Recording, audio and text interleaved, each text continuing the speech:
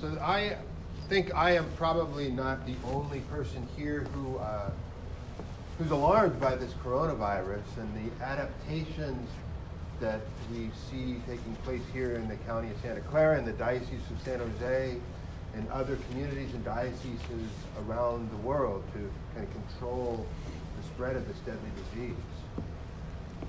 We're missing, the virus has kept many of our members away this morning, including Monsignor Sandersfeld, who is obviously not here to celebrate Mass with us. He's not sick, he's not infected with the virus, but he is in the vulnerable population, and it's not wise for him to leave his home right now.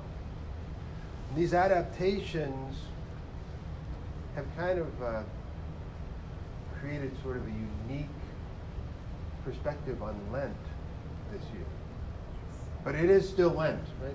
And so I feel compelled to ask, how is Lent going so far for you? My Lent has been pretty good. I gave up sweet potato fries. I don't want to brag, but I have not been tempted even once.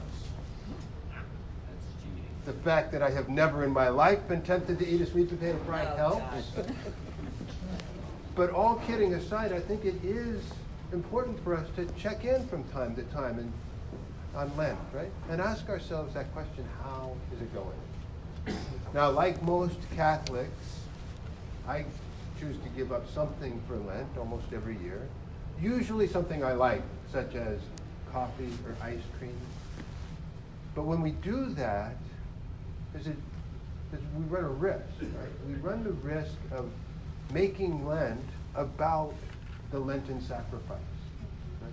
Making Lent about the ice cream or the coffee or the sweet potato fries. When we do that, we're missing the point of Lent, right? Because Lent is not about denying ourselves. It's not about making ourselves miserable. It's about treating ourselves.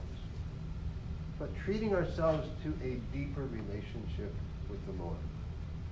And so we can give up something like coffee or ice cream or even sweet potato fries, and in so doing create for ourselves a longing for that thing, and allow that longing for the coffee or the ice cream to become for us a longing for the Lord.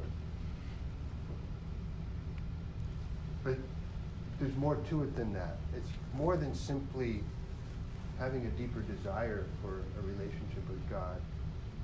It's important to do something about it. And prayer is a good place to start.